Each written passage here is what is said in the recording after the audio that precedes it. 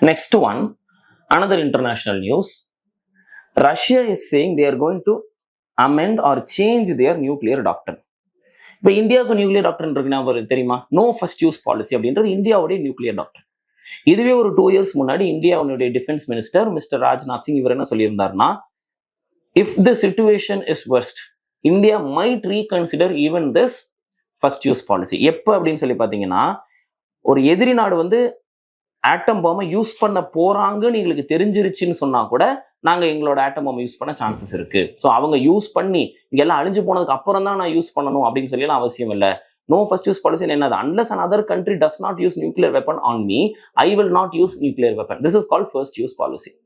But India, before 2 years, they said if we suspect or if we know that another country is going to use nuclear weapon on us, we will use nuclear weapon. So our first use policy does not mean that only after they use we get killed and then we will go for using the nuclear weapon. If we know that another country is going to use it on us, we might use it. This is the meaning of no first use policy of India. அதாவது என்னன்னா, இந்தியாவோட nuclear டாக்டர்ல வந்து ஒரு change ஆன மாதிரி சொல்லியிருந்தாங்க 2 years முன்னாடி.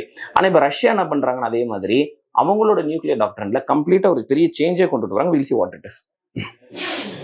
இதுக்கு முன்னாடி லாஸ்டா 2020 தான் ரஷ்யா வந்துட்டு அவங்களோட நியூக்ளியர் டாக்டர்ல சில சேஞ்சஸ் பண்ணியிருந்தாங்க.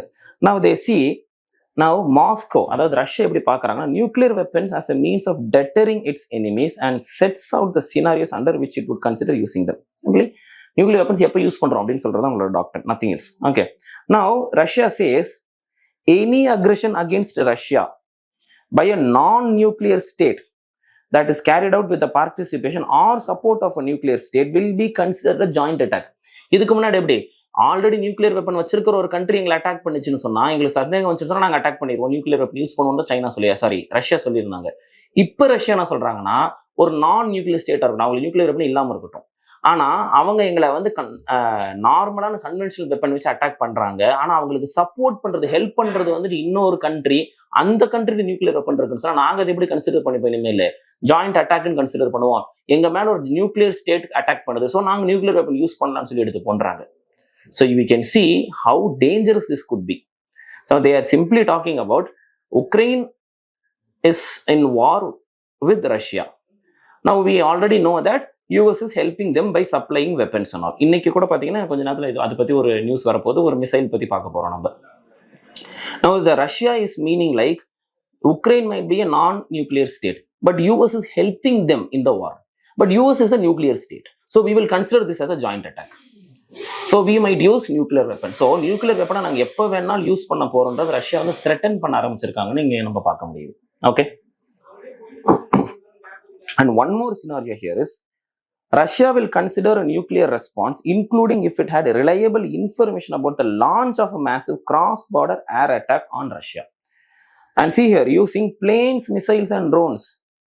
So எங்களுக்கு இன்ஃபர்மேஷன் இருந்தாலே போதும், நடக்கலாம் வேண்டாம். இன்ஃபர்மேஷன் இருந்தாலே, அது எது நியூக்ளியர் வெப்பன்லாம் இல்லை, சும்மா பிளேனு மிசைல் ட்ரோனை வச்சு ரஷ்யாக்குள்ளார வந்து அட்டாக் பண்ண போறோம் எங்களுக்கு தெரிஞ்சிட்டாலே we will use nuclear weapon.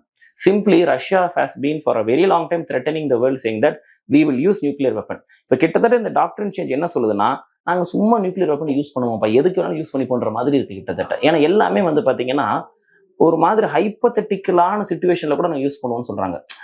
எங்களுக்கு த்ரெட் இருக்கு நாங்களே நினைச்சுட்டு நாங்கள் யூஸ் பண்ணிடுவோம். அது த்ரெட் இருக்குன்னு சொல்லி எங்களுக்கு நடக்க வேண்டாம், த்ரெட் நடந்திருக்க வேண்டாம், அட்டாக் நடந்திருக்கலாம் வேண்டாம், எங்களுக்கு அட்டாக் வரப்போது நாங்கள் நினைச்சாலே நாங்கள் நியூக்ளியர் வெப்பன் யூஸ் பண்ணுவோம். அது எப்படி? நான் நியூக்ளியர் வெப்பன்ஸ் யூஸ் பண்ணி எங்களை அட்டாக் பண்ண போறாங்கன்னு தெரிஞ்சா கூட நாங்கள் வந்து நியூக்ளியர் வெப்பனை யூஸ் பண்ணுவோம் அப்படின்னு சொல்லி சொல்லிருக்காங்க. This is really dangerous for the entire world now. Now Russia is officially placing close ally Belarus under its nuclear umbrella. எங்களை மட்டும் இல்லை, இந்த எல்லா ரூல்ஸும் யாருக்கும் பொருந்தும்? பெலாரஸ்க்கும். பெலாரஸை வந்து எதாவது அட்டாக் பண்றாங்கன்னு தெரியுதா, நாங்கள் நியூக்ளியர் வெப்பன் யூஸ் பண்ணுவோம் அப்படின்னு சொல்லியிருக்காங்க. Okay. Now, but what was the previous doctrine? Russia had said it might meet a conventional attack with nuclear weapons when the very existence of the state is placed under threat. So 2020 முன்னாடி எப்படி இருந்தது?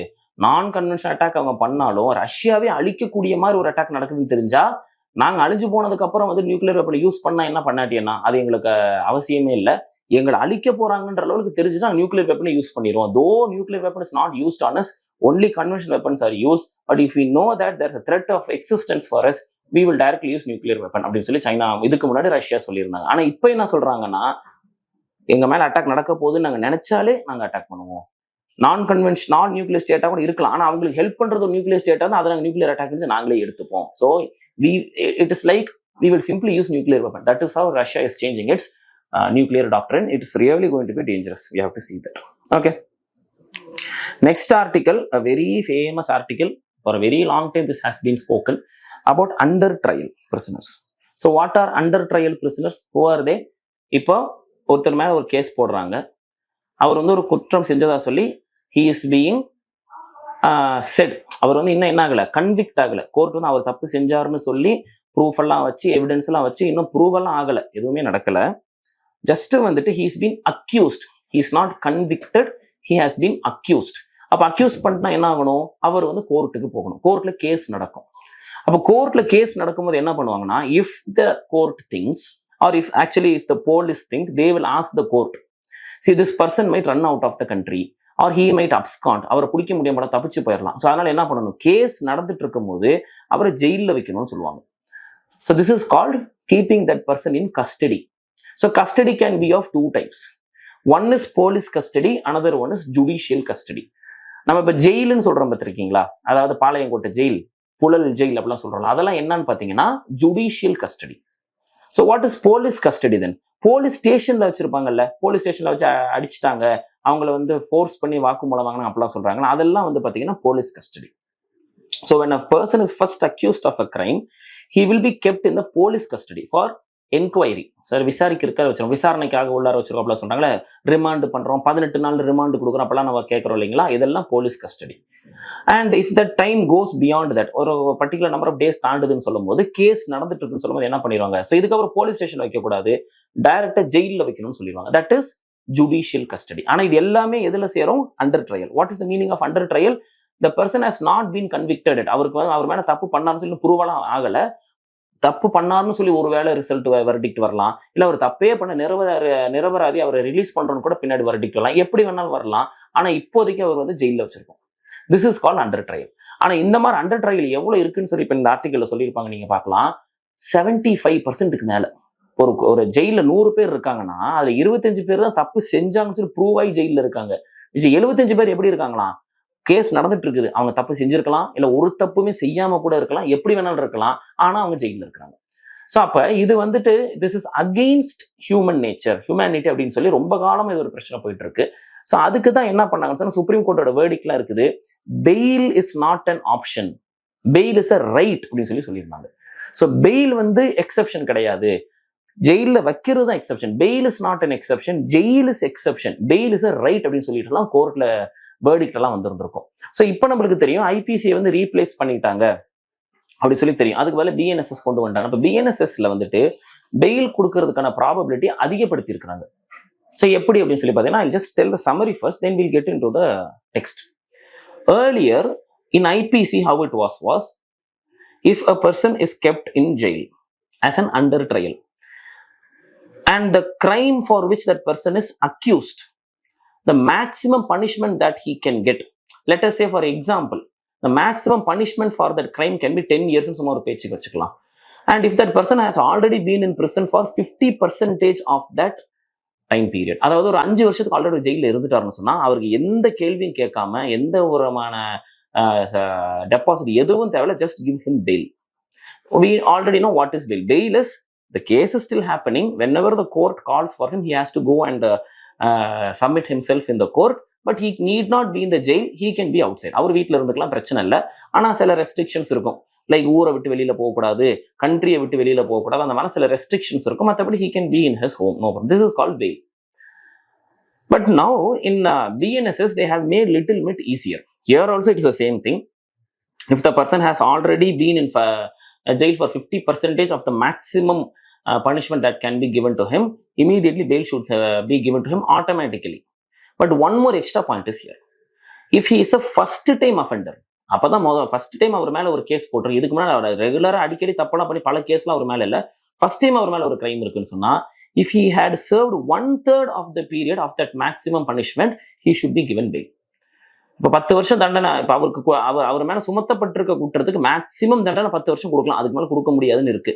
அதுல இவர் already ஒரு 3.5 வருஷம் இருந்துட்டாருன்னு சொன்னா என்ன பண்ணிடலாம், அவர் வெளியே விட்டணும் அப்படின்னு சொல்லியிருக்கலாம். ஸோ இதை பற்றி தான் அண்டர் ட்ரையல் பற்றி we'll see some important facts here. So why this is in news? Now Union Home Minister Amit Shah has told that if a person has been accused of a crime and is served for 1/3 of the time as an under trial, அதாவது constitution டேன்னு சொல்லக்கூடிய November 26 republic டேன்னு சொல்லுவோம் பார்த்தீங்களா, அந்த டேக்கு வரும்போது release பண்ணிருங்க, அவங்களெல்லாம் பெயில் கொடுத்துருங்க. ரிலீஸ் இந்த சென்ஸ் பெயில் கொடுத்துடணும் அப்படின்னு சொல்லியிருக்காங்க. Who is this for? First time offenders. And where this is being spoken? Section 479 of BNSS. So this is where they talk about bail. And what does this 479 say? Maximum period for which an under trial can be detained. And here it says, unless it is death punishment R life imprisonment. இவங்க 2 பேருக்கு இந்த fail condition செல்லாது. அதாவது இப்போ அவங்க வந்து ஒரு பெரிய குத்தம் பண்ணியிருக்காங்க, இதுக்கு டெத் சென்டென்ஸ் வரைக்கும் கிடைக்க சான்ஸ் இருக்கு, இல்லை லைஃப் இம்ப்ரிசன்மெண்ட் கிடைக்க சான்ஸ் இருக்குன்னா this 479 will not apply. Okay, but other crimes it will apply. So if they have undergone for a period of half of the maximum punishment and they should be given bail. ஆனால் இது வந்து இதுக்கு முன்னாடி ஐபிசியில் எங்க இருந்துச்சு? 436A of criminal procedure code of 1973 இதே விஷயத்தை already சொல்லி இருந்திருக்காங்க. Okay, but now BNSS says it has relaxed the condition. First time offenders இருந்தா, if they have spent 1/3 of the period, they should be given bail. So this is what we earlier discussed. Now the provision however clarifies that the accused shall not be released on bail by the court if there are pending investigations or trials into more than one offense or in multiple cases relating to that same person. So அதனால ஒரு கிரைமுக்கு மேலே பல crimes அவர் மேலே இருக்கு, பல investigations போயிட்டு இருக்குன்னு சொன்னால் this 479 will not apply அப்படின்னு சொல்லியிருக்காங்க. These are exceptions which could be asked in prelims, you have to know, and mains really this is important, you have to know. And now the data. According to National Crime Records Bureau, அவங்க ஒரு report கொடுத்தாங்க. What is the report? Prison Statistics India 2022. It was released just in December 2023. இப்போ ரீசெண்டாக release பண்ணதில் என்ன சொல்கிறாங்கன்னா, out of the 5,73,220 prisoners, 4,34,302 prisoners are under trials, which comes to near 75%. 75.8, 76% are under trials. And when we consider women, it is 76.33% are women. Okay, this we have to really know here. Some important facts and details that you have to know. Yeah, the next article, it talks about machines are used for harvesting sugarcane. So இதை பற்றி சில முக்கியமான விஷயங்கள். Let us see the summary. Here we can see that it is very difficult to find agricultural laborers. So this has been a huge issue for a very long time, and there are various reasons for that. One reason is there are other economic opportunities, other employment opportunities for people. That's one thing. Particularly like this MG Narega scheme and service sector jobs are increasing a little bit. That is one thing. One more thing is, this generation, people have improved in education. Those who have gone to school, studied, they don't want to get into this agricultural laborer job. They want some other job. This is one more thing. So what is the problem of this? No agricultural laborers are available. So harvesting, so in agricultural வேலை பூரா தடப்பட்டு நின்றுருக்கு, ஒரு பெரிய பிரச்சனையா இருக்கு. So is there no solution for this? Not like that. There is a solution for this. Because this is not something new in Western countries. This has been already being faced there for many years there. They have very easily overcome that. There are very few number of people, very few percentage of people engaged in agricultural activity itself, and that is what is correct as well. That is how an economic society has to be. How this is being achieved? Simply they go for mechanization. Machines தான் நிறைய வேலையை பண்ணுது. பிளவிங்ல இருந்து harvesting பண்றதுல இருந்து இப்போ சொல்ல போனா ட்ரோன்ஸ் யூஸ் பண்றாங்க இல்லையா, ஃபர்டிலைசர்ஸ் போடுறதுக்கெல்லாம். ஸோ இந்த மாதிரி மெஷின்ஸ் மெக்கனைசேஷன் அங்கே அதிகமா இருக்குது. அதனால வந்து பாத்தீங்கன்னா அக்ரிகல்ச்சர் லேபர்ஸ் அதிகமாக தேவைப்படுறது இல்லை. And farmers are much more richer there in western countries compared to farmers in India as well. So here we are going to see how this is being introduced now in particularly in Maharashtra. மற்ற ஸ்டேட்ஸை விட அதிக மகாராஷ்டிரில் இப்போ full mechanisation use பண்ண ஆரம்பிச்சிட்டாங்க. So நிறைய விஷயங்கள், direct cash transfer government கொடுக்குறது, MG NREGA scheme, கவர்மெண்டோட வெல்ஃபேர் ஸ்கீம்ஸ், ஃப்ரீ ஃபுட், இதெல்லாம் ஒரு முக்கியமான காரணங்கள். மக்கள் வந்துட்டு அக்ரிகல்ச்சர் லேபர் வேலைக்கு போக மாட்டேங்கிறாங்க, வேலை வேணாம்னு நினைக்கிறாங்க. அந்த கவர்மெண்ட் காசு போட்டுருச்சு, கையில் காசு இருக்குன்றனால போக மாட்டேங்கிறாங்க. ஃப்ரீ ஃபுட் கிடைக்குது, ஸோ சாப்பாடுக்கு பிரச்சனை இல்லைன்னு சொல்லிட்டு வாங்கி சாப்பிட்டு இருந்தாங்க, போக மாட்டேங்கிறாங்க. இதெல்லாம் முக்கியமான காரணங்கள்னு சொல்றாங்க. பட் ஸ்டேட்ஸ் லைக் உத்தரப்பிரதேஷ், நம்மளுக்கு தெரியும் first highest sugar growing state. Here உத்தரப்பிரதேஷ்லாம் வந்து பார்த்தீங்கன்னா ஃபார்மர்ஸ் தான் வந்து ஹார்வெஸ்டிங் ஜாபை பண்ணுவாங்க. ஃபார்மர் இப்போ யார் தோட்டம் வச்சிருக்காங்களோ அவங்க தான் வந்துட்டு ஹார்வெஸ்டிங்க்கு ஆளெல்லாம் கூப்பிட்டு சம்பளம்லாம் கொடுத்து வேலை செய்யணும். ஆனால் மகாராஷ்டிராவில் வேற மாதிரி சுகர் மில்ஸ் தான் வந்துட்டு ஹார்வெஸ்டிங் பண்றாங்க. ஃபார்மர்ஸ் வந்து கரும்பை வந்து விளைவிக்கிறதோட சரி, ஹார்வெஸ்ட் பண்றது யாரு? சுகர் மில்ஸ் அந்த இதை எடுத்துப்பாங்க. எடுத்துட்டு தேவையான இவ்வளோ லீஸ்க்கு எடுக்கிற மாதிரி ஃபார்மர்ஸ்ட பணத்தை கொடுத்து அப்படியே எடுத்துப்பாங்க. ஹார்வெஸ்ட் பண்றதுல எடுத்துட்டு கொண்டுட்டு போறது மில்லுக்கு போறது எல்லாம் மகாராஷ்டிரால மில்ஸ் தான் பாத்துக்கிறாங்க இந்த வேலையை. ஸோ இதை எப்படி யூஸ் பண்றாங்க? முக்காடம்ஸ் அப்படின்ற ஒரு ஆட்களை வச்சு மிடில் மேன் அவங்க கிட்ட வந்து ஒப்படைச்சிருவாங்க. இந்தாப்பா இவ்வளோ ஏக்கர் நிலம் இருக்கு, இவ்வளோ ஹார்வெஸ்ட் பண்ணணும். அவங்க என்ன பண்ணுவாங்க? போய் அதுக்கு தேவையான லேபரர்ஸ் எல்லாம் பிடிச்சிட்டு கொண்டுட்டு வந்து வேலையை பார்த்தோமா இவங்களுக்கு அதில் கமிஷன் கிடைச்சிடும். இப்படிதான் ரொம்ப வருஷமா போயிட்டு இருக்காங்க. ஸோ இதுல எப்படி வேலை நடக்குன்னா, டோலி ஒரு டோலின்னு சொன்னா 10 men women pair. அப்போ ஒரு 20 பேர், ஒரு டோலியில 20 பேர் இருப்பாங்க. 20 பேர் சேர்ந்து வேலை செய்வாங்க. அண்ட் ஒரு டோலி என்ன பண்ணும்? ஒரு பேர் ஆஃப் லேபர், ஒரு மென் ஒரு விமன், இவங்க என்ன பண்ணுவாங்க பார்த்தீங்கன்னா 2 to 2.5 tons of cane daily. ஒரு நாளைக்கு 2 டன் கேனை வந்து ஹார்வெஸ்ட் பண்ணிடுவாங்க. நேச்சுரல் இதான் நடந்துட்டு இருக்கும். அது போக வந்து பார்த்தீங்கன்னு சொன்னீங்கன்னா இப்போ டோட்டலாக ஒரு டோலியில் எவ்வளோ 20-25 டன், ஒரு டோலியில் 20-25 டன் சுகர் கேன் வந்து ஹார்வெஸ்ட் பண்ணிடுவாங்க. So totally how much is needed? 150 டோலிஸ் are needed to harvest a field. So therefore 3000 labourers are needed. இவ்வளோ வந்து தேவைப்படுது ஹார்வெஸ்ட் பண்றதுக்கு. ஸோ எவ்வளோ பணம் கொடுக்குறாங்க? ஒரு டன்னுக்கு ஒரு லேபருக்கு 366 rupees வந்துட்டு கொடுக்குறாங்க. ஸோ இது how is this based on how is this amount fixed? 366னா ஸ்டேட் கவர்மெண்ட், லேபரர்ஸ் யூனியன், அப்புறம் மில் அசோசியேஷன், இவங்க 3 பேரும் பார்ட்டியா இருப்பாங்க. இவங்க 3 பேர் சேர்ந்து ஒரு அமௌண்ட்டை ஃபிக்ஸ் பண்றாங்க. இப்போதைக்கு அந்த அமௌண்ட் வந்து 366 இருக்குது.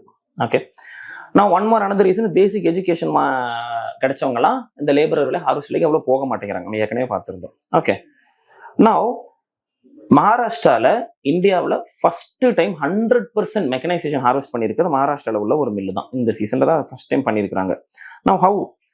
Now, who are doing this? Private entrepreneurs who have been provided loans by Latur District Cooperative Banks, LDCCB. இவங்க அது வந்துட்டு பிரைவேட் ஆண்டர்பிரினர்ஸ் போயிட்டு லோன் வாங்கி அது மூலியமா இந்த மெஷின்ஸை வாங்கி வச்சுக்கிறாங்க. இவங்க தான் வந்துட்டு லீஸ்க்கு விடுறாங்க இந்த மெஷின்ஸை. Okay, and one more thing, owners of mechanical harvesters are being in 475 per ton.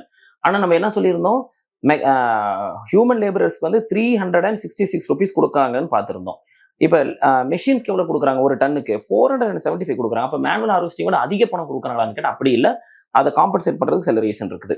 இது ஒரு பெரிய பிரச்சனை கிடையாதுன்னு சொல்றாங்க. அதிக பணம் அந்த ஈக்குவல் ஆயிருன்றாங்க. ஒரு முக்கியமான காரணம் என்னன்னா, மனுஷங்க வந்துட்டு ஹார்வெஸ்ட் பண்ண வெட்டும் போது என்ன பண்றாங்கன்னா, கிரவுண்ட்ல இருந்து ஒரு 4 to 6 inch வந்துட்டு விட்டுட்டு தான் வெட்டுவாங்க. மெஷின்ஸ் வெட்ட மாதிரி பண்ணும், கிரவுண்டோட சேர்த்து வெட்டும். ஸோ அந்த 4 to 6 inch என்ன பண்ணும் அப்படின்னு சொன்னா, அதுல தான் அதிகமான சுகர், அடிக்கரும்புலாம் சொல்லுவோம்ல, அதிகமான கரும்பு இனிப்பு வந்து அங்கதான் இருக்கும். அதுல இருந்து அதிகமான சுகர் எடுக்க போறாங்க. அந்த சுகர் கண்டென்ட் மிஸ் ஆயிருது. ஸோ இங்க அந்த கண்டென்ட் கிடைக்கிறனால இவங்களுக்கு சுகர் கண்டென்ட் அதிகமா கிடைக்குது அந்த சுகர்ல. ஸோ அதனால அந்த அமௌண்ட் காம்பன்சேட் ஆயிரும் அப்படின்னு சொல்றாங்க. அதே மாதிரி மார்ச் மாசம் வந்துருச்சுன்னு சொன்னா சூடு அதிகமாயிரும், வெயில் அதிகமாயிரும். ஸோ லேபரர்ஸ் வந்து அதிக பணம் கேட்பாங்க. ஸோ அதுவும் வந்து பாத்தீங்கன்னா எக்ஸ்ட்ரா செலவாகுது. ஸோ இதெல்லாம் வச்சு பார்க்கும்போது இந்த 470 rupees கொடுக்கறது காம்பன்சேட் ஆயிரும் அப்படின்னு சொல்றாங்க. But what is the drawback in mechanised harvesting அப்படின்னு சொல்லி பார்த்தீங்கன்னா, they also cut the green top leaves that are fed to animals. So இதை மொத்தமாக சேர்த்து வெட்டிடுறதுனால இந்த மேலே இருக்கிற அந்த பச்சை புல்லு மாதிரி இருக்கு பார்த்தீங்களா, அதையும் சேர்த்து வெட்டிடுது. ஆனால் இதை நார்மலாக நம்ம எதுக்கு யூஸ் பண்ணிப்போம்? அனிமல் ஃபீடாக யூஸ் பண்ணிட்டு இருந்தோம். இப்போ அதையும் சேர்த்து வெட்டிடுறதுனால அது வேஸ்ட்டாக போகுது அப்படின்னு சொல்றாங்க. But at the same time அதில் ஒரு அட்வான்டேஜ் இருக்குன்னு சொல்றாங்க. என்னன்னு சொன்னா, இந்த கிரீன் டாப் புல்லு மாதிரி இருக்கு பார்த்தீங்களா, அது மண்ணில் விழுகிறனால அது மென்யூரா யூஸ் ஆகிருது. நல்ல ஒரு ஃபர்டிலைசருக்கு செலவு குறைஞ்சது ஒன்று. ரெண்டாவது, இது அப்படியே கவர் ஆகுது, சாயில கவர் பண்ணி மல்ச்சிங்க்கு இது யூஸ் ஆகுது. மல்ச்சிங் என்னது? சாயில கவர் பண்ணி வைக்கிறது. எதுக்குன்னா வெயில் படுறதுல இருந்து, சாயில வந்து வாட்டர் வேப்பர் அதிகமாக வெளியில போய் மண்ணோட ஈரப்பதம் குறைஞ்சு போறதுல இருந்து, இதுல இருந்தெல்லாம் மண்ணை பாதுகாக்கிறது ப்ராசஸ் பேர் தான் மல்ச்சிங்னு சொல்லுவோம். நம்ம நீங்க ஜியோகிராஃபில படிச்சிருப்பீங்க. So this acts as a natural mulching agent அப்படின்னு சொல்றாங்க. So that is why mechanised harvest will be the future most probably. இதுதான் வந்து அதிகம் நடக்க போகுதுன்னு தெரிஞ்சுக்கணும் நம்ம. Next one science and technology art news. ATACMS அப்படின்னு சொல்லி ஷார்ட்டா சொல்லலாம், இல்லைன்னா ATACMS அப்படின்னா இது ஒரு type of missile. It belongs to US and that missile now Ukraine is using against Russia. So long US did not allow Ukraine to use this missile. Now they have allowed to use this missile. Just in அட்டகாம்ஸ்னா என்னன்னு தெரியணும், அந்த அளவுக்கு தெரிஞ்சா போதும். It is a long range missile system. Cluster bomblets இருக்கும் உள்ள அதுல. ஓகே, அதுல வேரியன்ஸ் இருக்குது. கிளஸ்டர் பாம்லெட்ஸ்னா போய் பல நிறைய குட்டி குட்டி பாம்ஸ் வந்து நிறைய லான்ச் பண்ணும். இந்த மாதிரி கிளஸ்டர் பாம்ஸ் போடுறதும் இருக்கு, சிங்கிள் ஹெவி பாம் போடுற டைப்ஸும் வந்துட்டு இந்த அட்டகாம்ஸ்ல ரெண்டுமே இருக்கு. இதோட ரேஞ்ச் வந்து பாத்தீங்கன்னு சொன்னா 70 kilometers to 300 kilometers range. ஒரு மிசைல் வந்து 300 குட்டி குட்டி பாம்ஸ் இருக்கும். இது வந்து one more important thing. Just prelims fact, you have to know this. Next one, there is something called as China emission paradox. பாரடாக்ஸ்னா என்னது? நம்ம நினைக்கிறத விட ஒரு மாதிரி தலைகீழா வேலை செய்யும். நல்லதுன்னு நினைக்கிற ஒரு விஷயம் நல்லது செய்யறாங்க, ஆனா அதனால கெட்டது நடக்கும். அதை தான் பாரடாக்ஸ்னு சொல்றது. ஏதோ ஒரு கெட்டது செய்வாங்க, அதனால பார்த்தா உள்ள வேற நல்லது நடந்துட்டு இருக்கும். இதை தான் தலைகீழா நடக்கிறது, ஆப்போசிட்டா நடக்கிறத பாரடாக்ஸ்னு சொல்லுவோம்.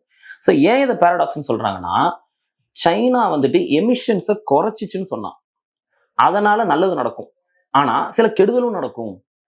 சைனா வந்து அதிகமாக ரினியூவபிள் எனர்ஜி யூஸ் பண்ண ஆரம்பிச்சிச்சுன்னு சொன்னாலோ, இல்லை எமிஷன்ஸை குறைச்சிச்சுன்னு சொன்னாலோ, அதனால சில கெடுதல் கூட நடக்கலாம் அப்படின்னு சொல்லிட்டு சின்ன ஒரு டீட்டெயில் கொடுத்துருக்காங்க. So very useful for mains this one is. Okay, now world's second largest economy is China. World's largest green house gas emitter is also China. So they have been the largest emitter in the world for last 15 years. And உலகத்தோட 30% எமிஷனை வெறும் China மட்டுமே தனியாக பண்ணிட்டு இருக்காங்க. ஆனால் அவங்க என்னன்னு சொல்றாங்கன்னா, டெவலப்பிங் கண்ட்ரின்ற ஸ்டேட்ல வச்சிருக்கிறதுனால அவங்களுக்கு வந்து மேண்டேட்ரியான சில கிளைமேட் சேஞ்சுக்கு அகெயின்ஸ்டா பண்ண வேண்டிய விஷயங்கள்லாம் அவங்களுக்கு தடுக்கப்பட்டிருக்கும். ஏன்னா they are still under the developing country status. Okay, and moreover, like we are trying to cut the emissions to control this 1.5 degree heating, and we are nowhere close to that அப்படின்னு சொல்லி already IPCC சொல்லியிருக்காங்க. So if you have to achieve the target, China has to cut emissions by 66% from the current levels of emissions by 2030. By 2030 they have to cut 78%. இதை பண்ணினாதான் அந்த 1.5 degree டெம்பரேச்சரை வந்து குறைக்க முடியும் அப்படின்னு சொல்லியிருக்காங்க. ஸோ இது யார் சொல்லியிருக்கிறாங்கன்னா, கிளைமேட் ஆக்ஷன் ட்ராக்கர் அப்படின்ற ஒரு இண்டிபெண்டன்ட் ஆர்கனைசேஷன் இதை வந்து கணக்கு போட்டு சொல்லியிருக்காங்க. But paradoxically or hypothetically we can see that emission cut பண்ணுனா அது உலகத்துக்கு ரொம்ப நல்லதுன்னு கூட சொல்ல முடியாதுன்னு சொல்றாங்க. எப்படின்னு பாத்தீங்கன்னா, அவங்க எமிஷன் கட் ரொம்ப பண்ண வேண்டி இருந்தா வேர்ல்டோட மற்ற கண்ட்ரிஸ் எல்லாம் எமிஷன் கட் பண்ண முடியாம போகலான்னு சொல்றாங்க. ஏன் அப்படின்னா, ரொம்ப simple, one line. Emission cuts எப்படி பண்ண முடியும்? நிறைய விண்ட் மில்ஸ் தயாரிக்கணும், நிறைய சோலார் பேனல்ஸ் வச்சிருக்கணும், இதெல்லாம் பண்ணா ரினியூவபிள் எனர்ஜிக்குள்ள போயிடலாம். அப்படி போயிட்டா எமிஷன்ஸை கட் பண்ணலாம். ஆனா இப்ப என்ன சொல்றாங்கன்னா, உலகத்துல அதிகமான ரெனியூவபிள் எனர்ஜி காம்பனன்ட்ஸை தயாரிக்கிறது China. For example, solar panels அதிகமாக தயாரிக்கிறது, இந்த விண்ட் மில்ஸுக்கான ஃபேன் எல்லாம் தயாரிக்கிறது, எல்லாமே அதிகமாக தயாரிக்கிறது. பர்டிகுலரி சோலார் எனர்ஜிக்கு தேவையான காம்பனன்ட்ஸை பூரா தயாரிக்கிறது யாருன்னா சைனா. ஆனா இதை தயாரிக்கிறதுக்கு என்ன யூஸ் ஆகுதுன்னு சொன்னா, நான் ரெனியூவபிள் எனர்ஜி, கன்வென்ஷனல் எனர்ஜி தான் யூஸ் ஆகிட்டு இருக்குது. அது எப்படின்னா, இப்போ தயாரிக்கிறதுக்கான ஃபேக்டரி எப்படி ரன் ஆகுது? கோல் மூலியமாகவும் பெட்ரோல் மூலியமாகவும் ஃபியூவல்ஸ் மூலியமாக தான் ரன் ஆகிட்டு இருக்கு. அப்போ இப்போ இந்த எமிஷனை கட் பண்ண என்ன ஆகும் அப்படின்னு சொல்லி பார்த்தீங்கன்னா, ரெனியூவபிள் எனர்ஜிக்கு தேவையான காம்பனன்ட்ஸை தயாரிக்கிறதுக்கான ஒர்க்கு குறைஞ்சு போயிடும். அப்படி இல்லைன்னா ரெனியூவபிள் எனர்ஜிக்கு தேவையான காம்பனன்ட்ஸோட விலை ஏறி போயிடும். ஸோ மற்ற நாடுகள்னால சைனாட்ட அதிகமாக வாங்க முடியாது. அதனால மற்ற நாடுகள் எல்லாமே ரெனியூவபிள் எனர்ஜி யூஸ் பண்றது குறைக்க வேண்டி வரும். இதுதான் வந்துட்டு பாரடாக்ஸ் அப்படின்னு சொல்லி சொல்றாங்க. ஓகேவா? So now several countries already know that over dependence on China for this critical technology. So they are trying to change this, diversify பண்ணலாம் ட்ரை பண்ணிட்டு இருக்காங்க. We are trying to diversification of renewable energy and energy transition, but it's not very easy because it's dominated by China to a very high level. So it's not very easy to do that. Okay, now in 1990s itself it started. Okay, 1990s லே வந்து பாத்தீங்கன்னா China had 10% of global emissions. Now it has gone to 30%. Okay. Now China's meteoric rise to become the second largest economy and one of the two superpowers in the world can at least partly attributed to the fact that it has not had to worry about imposing tough emission standards. ஏன் இப்போ China இவ்வளவு தூரம் வளர்ந்துட்டாங்கன்னா பல reasons இருக்குது. அது one of the reasons என்னது, US, Germany, European கண்ட்ரிஸ்க்கெல்லாம் ரொம்ப conditions கொடுத்துருந்தாங்க எமிஷன்ஸ் அதிகம் பண்ணக்கூடாதுன்னு. ஆனால் சைனா டெவலப்பிங் கண்ட்ரின்ற ஒரு கேட்டகரிக்குள்ள உட்காந்துட்டனால அந்த எமிஷன் பண்ணக்கூடாதுன்னு ரொம்ப ஸ்ட்ரிக்ட் கண்டிஷன்ஸ் இல்லை, அதனால ஈஸியாக அவங்க டெவலப் ஆகிட்டாங்க அப்படின்னு சொல்லி இன்னொரு பாயிண்ட்டும் இருக்குது. அப்படி டெவலப் ஆனதனுடைய விளைவு வந்து பார்த்தீங்கன்னா அதிகமான ஃபேக்ட்ரிஸ் எல்லாம் அங்கே இருக்கு. இப்போ அந்த ஃபேக்ட்ரிஸ் எல்லாம் அங்கே இருக்கிறனால அவங்க வந்துட்டு எமிஷன்ஸை குறைச்சா ஃபேக்ட்ரி அவுட்புட் குறைஞ்சிரும். ஃபேக்ட்ரி அவுட்புட்டில் நம்மளுக்கு என்ன அவுட்புட்டை பற்றி பேசிட்டு இருக்கோம், ரெனியூவபிள் எனர்ஜிக்கு தேவையான பொருட்களை பற்றி பேசிட்டு இருக்கிறோம். ஸோ அது கட்டாச்சுன்னு சொன்னால் உலகத்துக்கு ரெனியூவபிள் எனர்ஜிக்கு தேவையான காம்பனன்ஸே கிடைக்காம போயிடும் அப்படின்னு சொல்லிட்டு ஒரு பாரடாக்ஸான சிச்சுவேஷன் பற்றி சொல்லியிருக்காங்க. You can use it very well in means. Okay, நம்ம another environment and science and tech related, particular environment related article கொஞ்சம் முன்னாடி பார்த்தோம் இல்லைங்களா. பொல்யூஷன் ரொம்ப அதிகமாகும் போது அதுக்கு சில ஸ்டெப்ஸ் எடுப்பாங்க. டெல்லிக்காகவே உருவாக்கப்பட்டது இந்த கிராப். அதில் 4 ஸ்டேஜஸ் இருக்கும். 4th ஸ்டேஜ் தான் ரொம்ப சீரியஸான ஸ்டேஜ் அப்படின்னு சொல்லி சொன்னோம். நிறைய ரெஸ்ட்ரிக்ஷன்ஸ் போட்டுருவாங்க அப்படின்னு சொல்லி சொன்னோம். What is GRAP? Graded response action plan. Okay, So it was approved by the Supreme Court in 2016 and it was finally notified in 2017. Very important facts you have to know. So the stages எப்படி இருக்குன்னு பார்த்தீங்கன்னா ஒரு stage pollution increase ஆக graph வந்து stage 1 stage 2 ஸ்டேஜ்னா அதுவும் increase ஆகிட்டு போயிட்டே இருக்கும். Okay, so when air quality goes to poor இல்லைன்னா வெரி புவர் அப்படி நடந்துச்சுன்னா உடனே கிராப் வந்து ஸ்டார்ட் பண்ணிடுவாங்க. ஸ்டேஜ் 1 கிராப் எப்போ நடத்துவாங்கன்னா புவர் கேட்டகரிக்கு ஏர் போயிடுச்சுன்னா. அது எப்போ ஏர் குவாலிட்டி இண்டெக்ஸ் 201 to 300 போயிட்டா. இதே ஸ்டேஜ் 2 எப்போ போவாங்கன்னு பார்த்தீங்கன்னா very poor. So this you have to know important prelims factor this is. So what is very poor category? when the air quality index is 301 to 400. Stage 3 will be imposed when air quality index goes to severe category. What is severe category? 401 to 450. Again, I'm telling you, this is an important prelims fact you have to know. And it will go to stage 4 when it rises to the severe plus category. What is severe plus category? When the air quality index goes to 450. So graph 4, what and all they will do? Trucks will be banned from getting into Delhi unless they are LNG, CNG, electric or BS6 diesel vehicles. BS6 na pollution கம்மியாக வேணா அது வேணா உள்ளார வந்துக்கலாம்.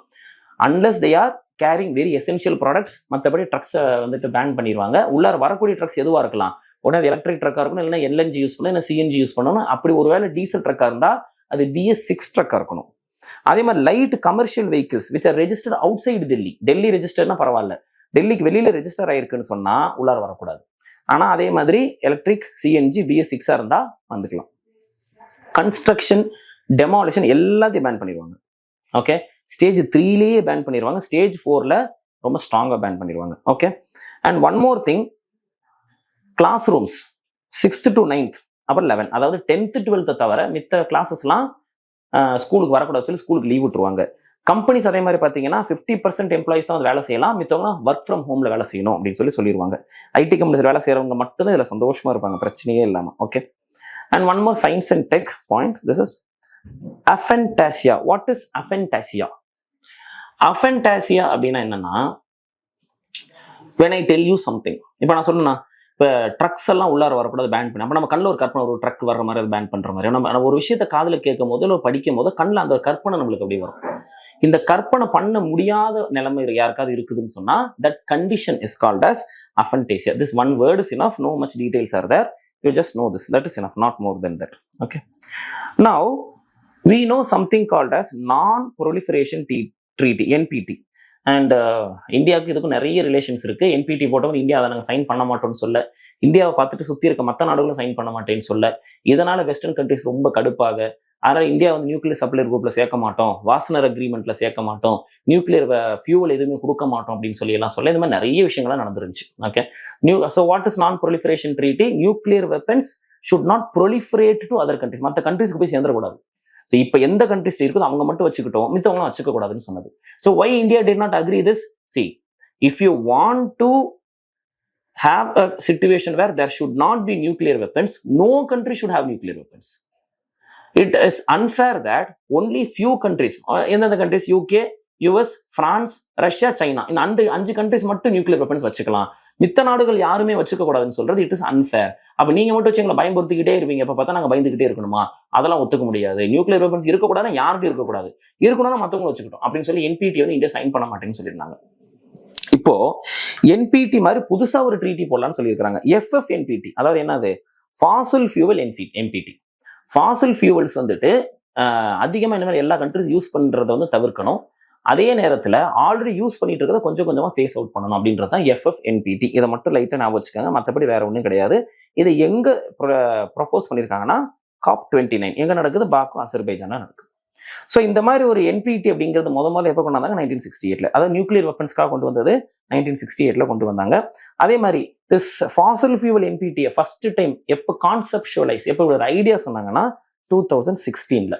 Paris agreement முடிஞ்சு அடுத்த வருஷம் இதை வந்து சொல்லியிருந்தாங்க. அண்ட் அஃபிஷியலாக எப்போ லான்ச் பண்ணாங்கன்னா 2019 லான்ச் பண்ணாங்க. ஆனால் இப்போ வரைக்கும் அது ஃபோர்ஸ்க்கு வரல, ஃபோர்ஸ்க்கு வரணும்னு சொல்லியிருக்காங்க. So how it works? It has 3 pillars. What are the 3 pillars? நான் ப்ரொலிஃபரேஷன். இதுக்கப்புறம் முடிஞ்ச வரை கண்ட்ரிஸ் ஃபாசில் ஃபியூல் யூஸ் பண்ணக்கூடாது, முடிஞ்ச வரைக்கும் ஃபேஸ் அவுட் பண்ணணும், யூஸ் பண்றதை தவிர்க்கணும். ஜஸ்ட் டிரான்சிஷன், ஏற்கனவே ஜஸ்ட் டிரான்சிஷன் பத்தி பேசியிருக்கோம். ஜஸ்ட்னா நியாயமா டிரான்சிஷன் பண்ணணும் அப்படின்னு. அதாவது என்னது? நாங்கள் உடனே ரெனியூவல் எனர்ஜிக்கு போகிறோம்னு சொல்லிட்டு அப்போ நான் ரெனியூவல் எனர்ஜியில் வேலை செய்கிறவங்க எத்தனை பேர் இருப்பாங்க? கோல்டு மைன்ஸில் வேலை செய்கிறவங்க எத்தனை பேர் இருப்பாங்க? கோல் ஃபேக்ட்ரிஸில் வேலை செய்கிறவங்க எத்தனை பேர் இருப்பாங்க? பெட்ரோலியம் கம்பெனிஸ் எத்தனை இருக்கும்? அதில் எத்தனை குடும்பங்கள் வந்து அதில் பொழைச்சிட்டு இருக்கோம்? அவங்க எல்லாத்தையும் அப்படியே வந்து என்னமோ பண்ணிட்டு போகணும்னு விட்டுட்டு நாங்கள் ரெனியூவல் எனர்ஜிக்கு போகிறோம்னு போயிடக்கூடாது. அவங்களுக்கு லைஃபையும் எல்லாத்தையும் எக்கனாமிக்கலி எல்லாத்தையும் செக்யூர் பண்ணிக்கிட்டு தான் இந்த பக்கம் ரெனியூவல் எனர்ஜிக்கு நம்ம மூவ் ஆகணும்னு சொல்றது ஜஸ்ட் டிரான்சிஷன் அப்படின்னு சொல்றது. ஸோ நான் proliferation, fair, phase out, and just transit. These are the 3 pillars of this FFNPT. So this also you have to know.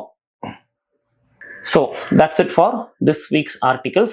So this week most of the articles were repeating. So we found only those articles which are gave the crux. So முக்கியமா போகுதுன்றது மாதிரி நாங்கள் எடுத்திருக்கோம். தேவையானது எல்லாத்தையும் we have covered most of the important articles, and the file will be given in the description. Some extra articles also will be highlighted. Please read them and try to take some notes as well for better understanding and remembering. Thank you. Bye bye.